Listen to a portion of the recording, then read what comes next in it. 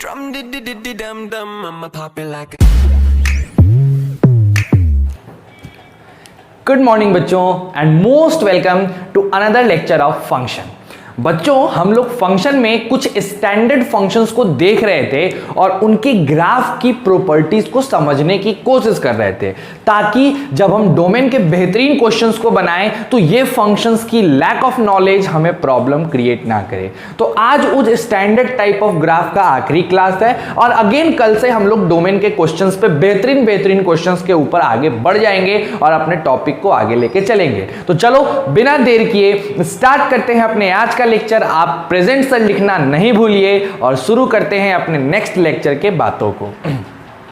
देखिए बच्चों क्या है कि हमारे पास कल तक जहां तक की बात थी हमने ग्रेटेस्ट इंटीजर फंक्शन आपको समझाया था कि ग्रेटेस्ट इंटीजर फंक्शन क्या होता है। अब आज हम लोग तुम्हें बताने जा रहे हैं स्मॉलेस्ट इंटीजर फंक्शन क्या होता है ना।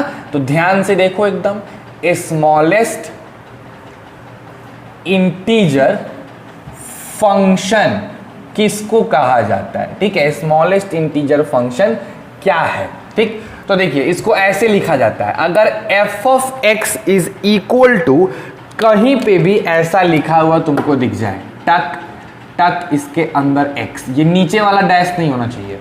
जैसे पहले अगर आपको याद होगा तो ग्रेटेस्ट इंटीजर में ये नीचे वाला डैश था, लेकिन अगर आप इस नीचे वाले डैश को पूरी तरह से इरेज कर दीजिए तो ये आपका स्मॉलेस्ट इंटीजर फंक्शन हो जाता है। अब ये है क्या सर जी, है ना।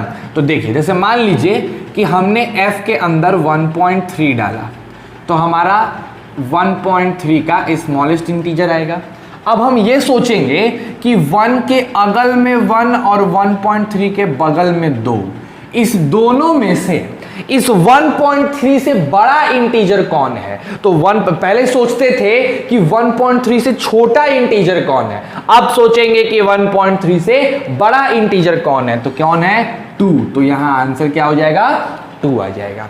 उसी तरह अगर मान लीजिए हमने बोला है कि भाई साहब 2.64 निकाल के दिखाओ, तो हमने क्या लिखा, इस मशीन के अंदर हमने डाल दिया 2.64। मशीन ऑपरेट करेगा, सोचेगा अगल में 2 बगल में 3, तो इससे बड़ा कौन है, इससे बड़ा 3 है, तो हमारा आंसर 3 हो जाएगा। अगर उसी तरह हमने डाला 3.167 और हमने देखा यहाँ मशीन के अंदर डाल दिया गया 3.167, तो इसके अगल कौन, 3, बगल में 4, आंसर क्या हो जाएगा बताओ फटाक से, 4 आंसर हो जाएगा, ठीक है ना बच्चों।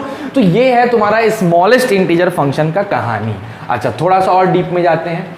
अगर मान लो लिखा हुआ है -1.27 तो हमने निगेटिव में डाला -1.27, इधर -1 इधर -2, इससे बड़ा कौन, तो -1.27 से बड़ा है -1, तो यहां आंसर क्या हो जाएगा बच्चों, -1 हो जाएगा, ठीक है ना। तो हम कह सकते हैं कि f of x is equal to greatest integer of x, कोई इंटीजर आता है k जो कि बड़ा होता है हमारे x से, और k क्या होता है, एक इंटीजर होता है, एक इंटीजर होता है। आ रही है ना बात समझ में। थोड़ा सा और इसको अच्छे से क्लियर करने की कोशिश करते हैं। चलो देखो क्या है, जैसे मान लो कि अगर मेरा x जो है वो 0 से लेके 1 के बीच में है, ठीक, तो इसका ग्रेटेस्ट इंटीजर जो है वो कितना आ जाएगा, तो इसका ग्रेटेस्ट इंटीजर 1 आ जाएगा, है ना। अगर मेरा x जो है वो 1 से लेके 2 के बीच में है तो ग्रेटेस्ट इंटीजर 2 आ जाएगा। अगर मेरा x जो है वो 2 से लेके 3 के बीच में है तो ग्रेटेस्ट इंटीजर 3 आ जाएगा। अगर मेरा x जो है वो 4 से 3 से लेके 4 के बीच में है तो आंसर 4 आ जाएगा। समझ रहे हो कहने का मतलब ना। तो अल्टीमेट अगर हम बात करें इस फंक्शन के डोमेन की, है ना, इस फंक्शन की अगर हम डोमेन की बात करें तो मेरे प्यारे बच्चों इसका डोमेन होता है पूरा का पूरा रियल नंबर। कोई ऐसी चीज नहीं है जो इस फंक्शन को नॉट डिफाइंड बना सके, हर चीज पे ये डिफाइंड होता है। देखो बच्चों मैं एक चीज तुमको बता रहा हूँ, मेरे को डोमेन और रेंज पढ़ाना है डोमेन और रेंज एक ऐसा इंपॉर्टेंट टॉपिक है जो कि आपके आगे के काफी चीजों में मदद आने वाला है। एक बार डोमेन और रेंज का कॉन्सेप्ट खत्म हो जाएगा, फंक्शन में फिर कुछ रह नहीं जाएगा 11th क्लास में। अगर आपको नहीं विश्वास है, आप जाके आरडी शर्मा खोल के देखिए 11th क्लास का, कितना छोटा सा कॉन्सेप्ट दिया है फंक्शन में, बस दो तीन एक्सरसाइज में पूरा फंक्शन खत्म कर दिया है। नहीं, लेकिन बहुत इंपॉर्टेंट टॉपिक है। अगर आप किसी भी नॉलेजेबल पर्सन से पूछोगे जिसने फंक्शन पढ़ा है, जो जेईई एडवांस तक गया है, तो उसको पता होना चाहिए कि भैया ये टॉपिक काफी इंपॉर्टेंट है और इसमें काफी कुछ ऐसे स्टफ्स हैं जो पढ़ना जरूरी है। तो मैं बार बार इसीलिए बता रहा हूं कि अब पेशेंस के साथ इसको पढ़िए और ध्यान से देख के पढ़िए। हम लोग इसमें बहुत सी चीजें दो बार पढ़ेंगे, ये ग्राफ में फिर लेके आऊंगा, ठीक। लेकिन अभी की जरूरत के हिसाब से हमको जितना जानना है मैं उतना ही इनपुट आपको दे रहा हूं, ठीक। तो ध्यान से देखो, डोमेन इसका क्या हो जाएगा बताओ फटाक से। डोमेन इसका पूरा का पूरा रियल नंबर हो जाएगा। अगर हम इसके ग्राफ को ड्रॉ करने की बात करें तो इसका जो ग्राफ है एग्जैक्टली पीछे वाले की तरह ही ड्रॉ होता है। मैं इस पे बहुत डीप में क्लास लूंगा ग्राफ पे, लेकिन अभी के लिए बस थोड़ा थोड़ा समझा दे रहा हूं ताकि काम चले, है ना। तो देखो, जब 0 से 1 हम x लेंगे, आंसर हमको 1 मिलेगा, यानी this is my correct answer 1 तक, है ना। जब हम 1 से 2 लेंगे, यहाँ पे से ब्रैकेट करो, इसको खोल दो, तो फिर हमारा ग्राफ ऐसा मिलेगा, है ना। 1 से 2 में हम 2 से 3 जाएंगे तो हमारा ग्राफ ऐसा मिलेगा। समझ रहे हो भाई क्या कहने का मतलब। अगर हम यहाँ पे 0 रखते हैं, 0 से हम अगर -1 जाते हैं तो हमको ग्राफ 0 मिलेगा। देन अगर हम -1 से -2 जाते हैं तो हमको ग्राफ -1 मिलेगा। यही ग्राफ होगा। दोनों में अंतर क्या होता था? अंतर सिंपल सा है, यहाँ उस मतलब ग्रेटेस्ट इंटीजर में 0 से 1 में 0 आता था, यहाँ 0 से 1 में 1 आता है। बस इतना ही छोटा सा अंतर है। इस चीज को उतारिए ताकि आपको बनाने में सहूलियत होगी। चलो इसको फटाक से उतार लो, फिर हम लोग आगे बढ़ेंगे। डू इट फास्ट, जल्दी से उतारो बच्चों। चलिए, काफी बेहतर है।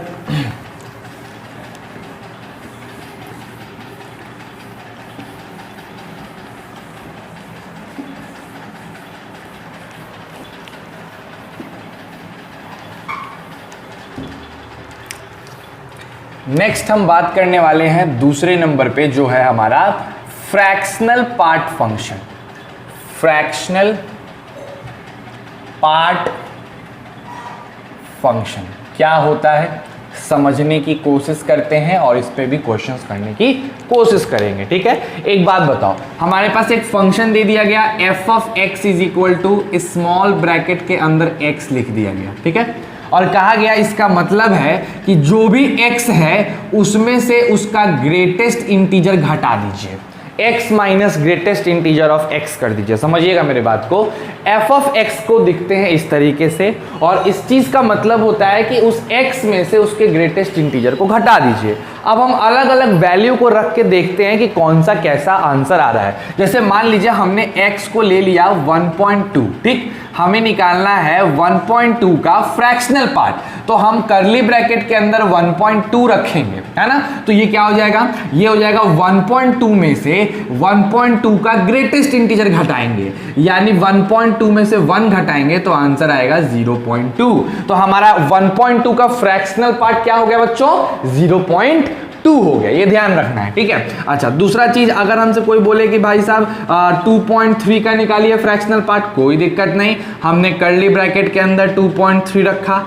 कर्ली ब्रैकेट ने बोला कि 2.3 में से ग्रेटेस्ट इंटीजर ऑफ 2.3 घटा दो, तो हम क्या करेंगे बताओ? 2.3 में से 2.3 का ग्रेटेस्ट इंटीजर 2 होगा तो क्या मिलेगा बताओ? 0.3 मिल जाएगा। इसी तरह एक नेगेटिव नंबर रख के देखते हैं, -1.39, -1.39।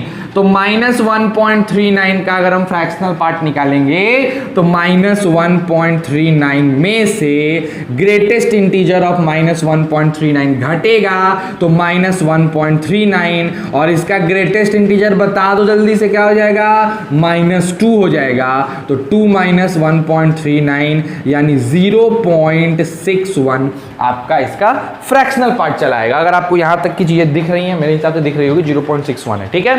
तो ऐसा नहीं है कि नेगेटिव x ले लोगे तो तुमको फ्रैक्शनल पार्ट नेगेटिव मिलने लगेगा ना। फ्रैक्शनल पार्ट किसी भी नंबर का हमेशा पॉजिटिव होता है। तो ये बात भी अपने दिमाग में आप रखिएगा कि भैया किसी भी फंक्शन का फ्रैक्शनल पार्ट ऑलवेज पॉजिटिव होता है, नेगेटिव होने से रहा, ऑलवेज पॉजिटिव होता है। बोलिए कोई दिक्कत इसमें एकदम नहीं होनी चाहिए। ठीक, अगर हम इस फंक्शन के डोमेन की बात करें बच्चों, तो इस फंक्शन का डोमेन पूरा का पूरा रियल नंबर हो जाता है, पूरा रियल नंबर हो जाता है। अगर हम ग्राफ ड्रॉ करके देखें तो मोटा मोटा मैं तुम्हें थोड़ा बहुत ग्राफ बता रहा हूं, कैसे ड्रॉ हुआ हम समझाएंगे, आप उसका चिंता ना करें। अभी के लिए बस ग्राफ को एज अ मेमोराइज की तरह याद कर लें, क्योंकि ग्राफ हम लोग काफ़ी डीप में पढ़ने वाले हैं, है ना। इसी चैप्टर में 0 से 1, 1 से 2, 2 से 3 ऐसा ग्राफ आपको ये देखने को मिल जाता है। समझ रहे हो बात को? ये ग्राफ आपका होता है किस चीज का? Fractional part of a function का। ठीक है ना बच्चों?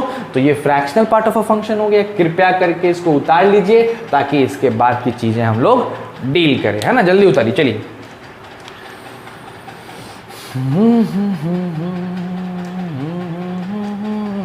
चलो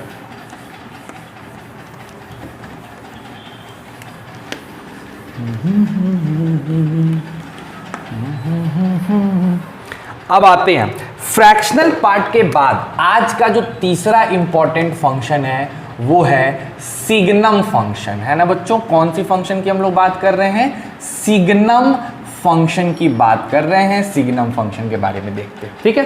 तो देखो सिग्नम फंक्शन क्या होता है। सिग्नम फंक्शन को डिफाइन किया गया f of x is equal to mod x by x. क्या डिफाइन कर दिया गया बताओ? Mod x by x. अब जब इसको ब्रेक किया गया तो हमें दो चीजें मिली, तीन चीजें मिली, है ना। अगर x मेरा 0 से बड़ा था तो आंसर हर बार 1 आता था, हर बार 1 आएगा, ठीक है। करके देखना 1 आएगा, दिखाता हूं कैसे। अगर x मेरा 0 से छोटा था तो हर बार आंसर -1 आता था, है ना।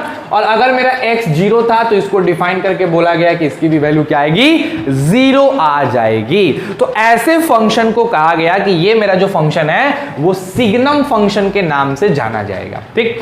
इन सब को कंबाइंड करके अगर हम कहें कि इसको कंबाइंड फॉर्म में कैसे लिखा जाए, तो इसका कंबाइंड फॉर्म बच्चों होता है f of x is equal to mod x by x जब x 0 नहीं है, और इसी की वैल्यू 0 होती है जब x 0 है। असल में 0 रखोगे तो 0/0 नॉट डिफाइंड है, लेकिन 0 पे ये वाला मशीन काम ही नहीं करेगा।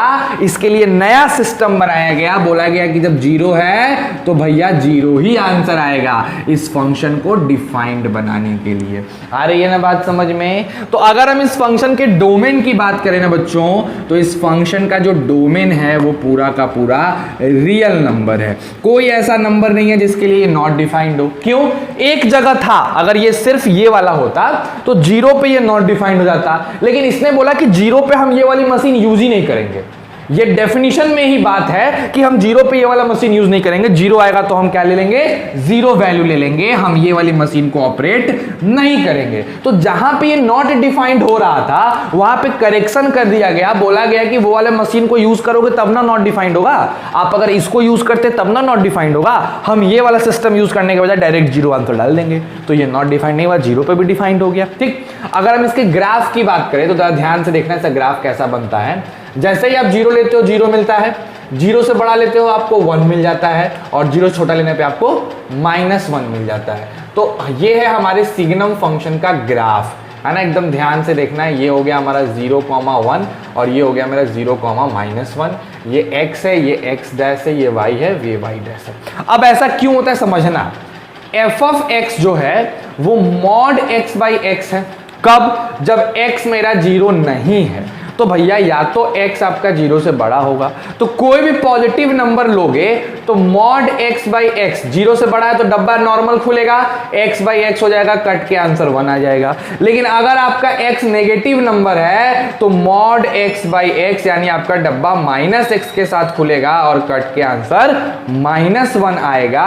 And that's why for every positive we are going to get the 1 and for every negative we will get -1। बोलो क्लियर है? और 0 पे तो खैर 0 मिल जाता है। तो ये ऐसा ग्राफ तुमको सिग्नम फंक्शन का मिलता है। क्लियर? इसको भी उतार लो, फिर हम लोग थोड़ा और आगे बढ़ते हैं। डू इट फास्ट बच्चों। अब बस एक्सपोनेंशियल और लॉगरिदमिक फंक्शन बच चुका है ना, मिटा दें। चलिए बहुत बढ़िया।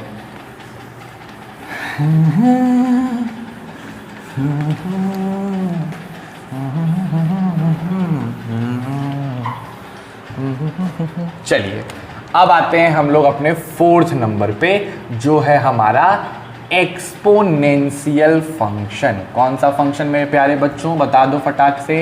एक्सपोनेंशियल फंक्शन, ठीक है। क्या है एक्सपोनेंशियल फंक्शन? कहता है कि अगर f of x is equal to a पर पावर x रहा तो हम लोग इसको कहते हैं एक्सपोनेंशियल फंक्शन। बशर्ते कंडीशन ये है कि मेरा a जो है वो 0 से बड़ा होना चाहिए। नेगेटिव संख्या के लिए ये फंक्शन नहीं है ना। नेगेटिव रखोगे तो ये फंक्शन डिफाइन नहीं होगा। ये फंक्शन को डिफाइन करने के लिए आपको a पे पावर x रखना पड़ता है। अब अगर हम इसके डोमेन की बात करें, आप कोई सा भी डोमेन ले सकते हो, कोई फर्क नहीं पड़ेगा, पूरे का पूरे रियल नंबर पे ये डिफाइंड होता है। इसके ग्राफ की बात करें तो इसका दो ग्राफ बनता है। एक ग्राफ इसका ऐसे बनता है ना, और इसी का दूसरा ग्राफ अगर आप ले लो तो दूसरा ग्राफ इसका ऐसे बनता है। ये ग्राफ ऐसा तब बनता है जब a आपका 1 से बड़ा होता है, और ये ग्राफ तब बनता है जब a 0 से लेके 1 के बीच होता है। हम लोग काफ़ी डिटेल में इसको पढ़ेंगे बच्चों, उसमें कोई दो राय नहीं है। बहुत डिटेल में इन सब बातों को काफ़ी डिटेल में पढ़ना है ना, तो हम लोग बताएंगे सबको। अभी के लिए फिलहाल याद रखो कि एक्सपोनेंशियल फंक्शन f(x) = a पे पावर x होता है। a 0 से बड़ा होना चाहिए और डोमेन रियल नंबर होगा। ऐसे ग्राफ में इस टाइप से बनेगा। कटेगा कहाँ पे बच्चों बताओ? यहाँ पे कटता है, ये होता है कोऑर्डिनेट 0,1, और यहाँ कटेगा, ये भी होता है 0,1। ठीक है ना। दोनों अलग अलग ग्राफ आपके बन गए। इसको उतारो, फिर लॉग पे आते हैं, जल्दी करो।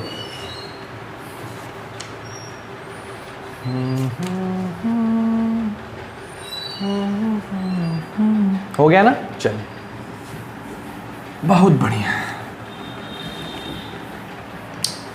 आइए 5वें नंबर क्वेश्चन पे आते हैं बच्चों। 5वां नंबर अपना फॉर्मेट देखते हैं, लॉगरिदम। देखो बच्चों, लॉगरिदम फंक्शन पे मैंने पूरा चैप्टर ही लॉगरिदम पढ़ा के रखा है, ठीक है। हम क्या करेंगे, समझना मेरी बात को।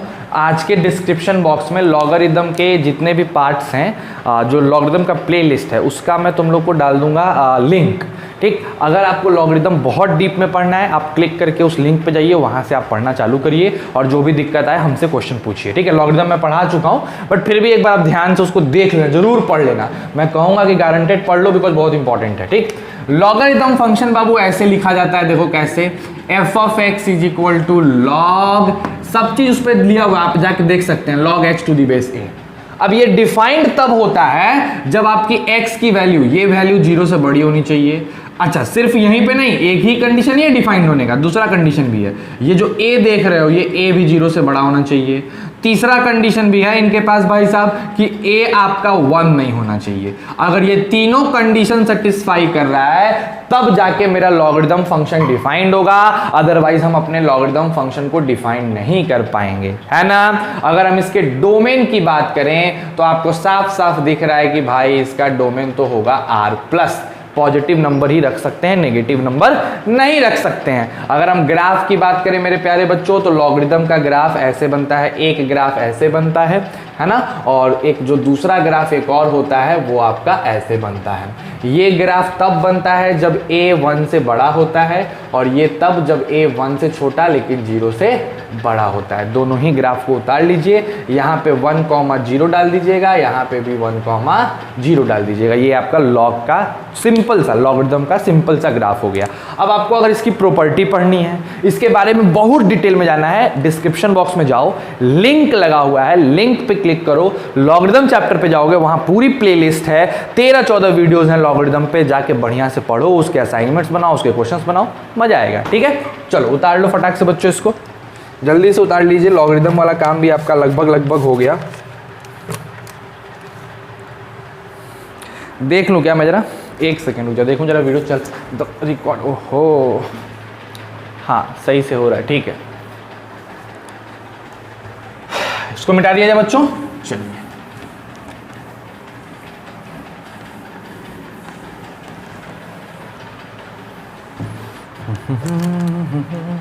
देखो बच्चों, तो डोमेन में, फंक्शन में एक डोमेन काफ़ी इंपॉर्टेंट टॉपिक है, तो वहाँ तक के लिए जितना स्टैंडर्ड फंक्शन की आपको ज़रूरत थी मैंने दे दी। अब देखो कैसे इसका यूटिलाइजेशन करना है। सबसे मेन बात है कि सर आप पढ़ाने को तो ये बता दिए, अब इस पे बेस्ड क्वेश्चंस कैसे बनता है।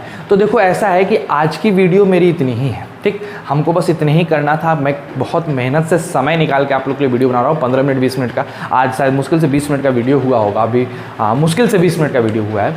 तो आप इतने ही वीडियो को आज देखो। आज भर दिक्कत और है, बिकॉज आज उसका टाका बेसिकली कटने वाला है, जो जब टाका पड़ता है ना ऑपरेशन में तो कटता है, तो बस आज भर का बच्चों दिक्कत और है। आज भर मेरे को और माफ़ कर दिया जाए, है ना, मैं थोड़ा सा कम देर का वीडियो बना रहा हूँ और अच्छे से नहीं कर पा रहा हूँ, आज भर का दिक्कत और है। बाकी कल से एग्जैक्टली आपका सुबह में 8 बजे के पहले, 8 AM के पहले आपका वीडियो आ जाएगा और पूरा 1 घंटे से कम का वीडियो होगा नहीं, 8 से 9 के बीच का वीडियो होगा।